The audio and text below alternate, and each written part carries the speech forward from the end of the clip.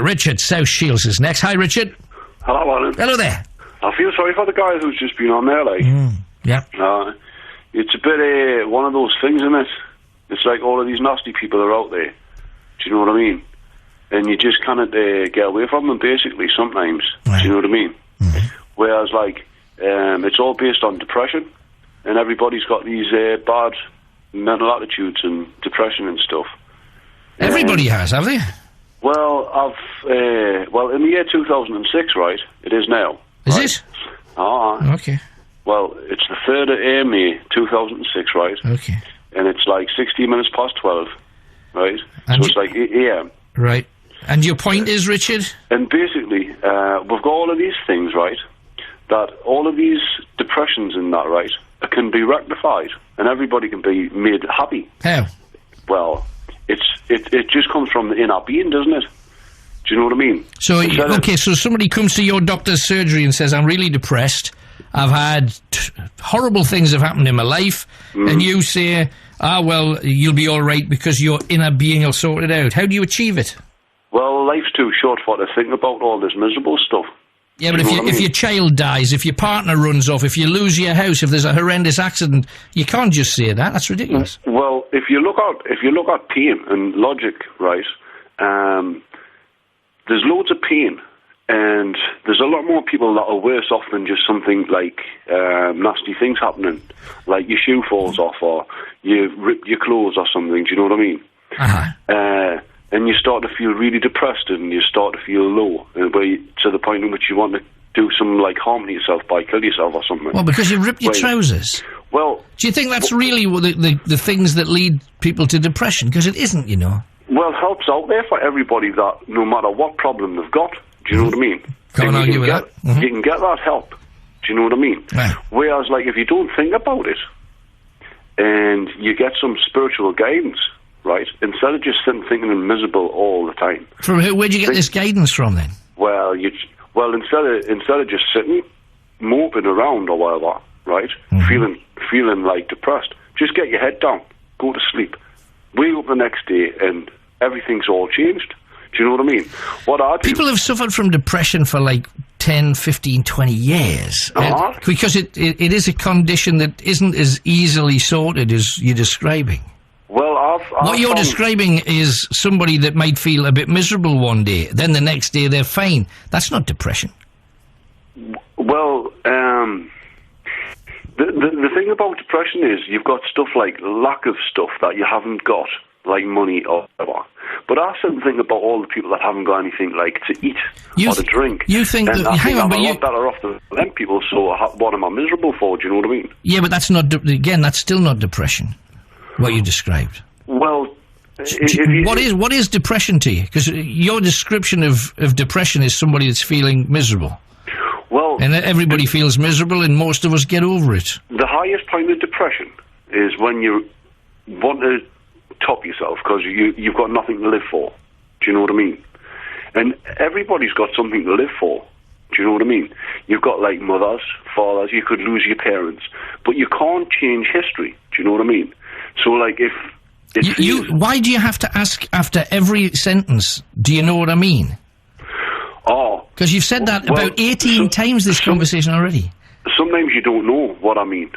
Do you know what I mean? Nobody knows what you mean. Even you don't know what you mean, Richard. It's one of those things. It's the same phrase if you say it at the end of the day. Well, why do you say it? Because it's not the end of the day. It's the beginning of the day. Well, it's at the end of the night, isn't it? Most of the people now, like 20 past 12, they're asleep. It's beginning of the morning. Not on the planet, is it? Or they're just about to go to sleep. No, there's some people up working. And there's other people in other parts of the world that have been at work for hours. Well, all of them people are just getting up in Australia, aren't they? Yeah. So, I mean, the Earth is just one massive thing, right? It's like, I had a conversation with you before about the vicious circle of life, where it doesn't really matter what you do. Do you know what I mean? Yeah, but as long as you stay nice and clean. Yes, I know what you mean. Healthy. But you see, you're saying that the vicious circle of life. You're just telling me 2 minutes before that there's never any need for all of that because tomorrow morning everything will be fine. Well, it's people that take things on the boat too much. Like, say, if somebody's keep on picking on them, bullying them or whatever, and they can't get out of it. Mm-hmm. well, so what? Do you know what I mean? Right. It's at the end of the day. I take no notice of these people. I don't give them any credence whatsoever. All right. Like all of these people, it's just water off a duck's back, goes straight through one ear and Well, I'm straight out the other. going to give you a bit of water off a duck's back. Has Richard ever rang the show and actually known anything about what he's talking about? Asks Julie. Craig McCombie, get rid of him. He just talks tripe. And Dan Skinner. Dan Skinner, no, I do not know what you mean. Neither do you. Heather from Peterlee, I'll give you £10 for Just for Kids if he goes. So there you go, you know. Yeah, I know, there you go. 0191 488 3188. Now, you see, I always give, for example, the amount of people, and I mean, it's not just one or two, it's hundreds of you that say, don't let Richard come on a show. And I'm against that, because in fairness, when we get to the situation where we say to some of the people that have done this job before me, famous ones, had lists of hundreds of people that they refused to talk to ever. And usually the people they refused to talk to weren't the ones that were daft. And I mean, no disrespect to Richard, but he is daft.